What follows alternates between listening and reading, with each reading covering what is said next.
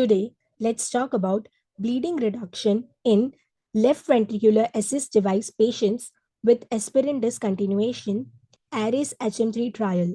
Aspirin may not be necessary or beneficial in patients with advanced heart failure who get a left ventricular assist device, new randomized results suggest. We've always thought that somehow aspirin prevents stroke and prevents clotting, and that it's anti-inflammatory, and what we found in ARIES was the exact opposite. ARIES-HM3 randomly assigned 589 patients who received the HeartMate 3 device to vitamin K therapy with aspirin or to placebo.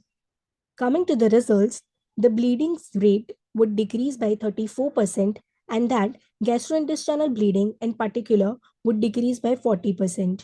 The days spent in the hospital were nearly half, and the cost of care would decrease by 40%.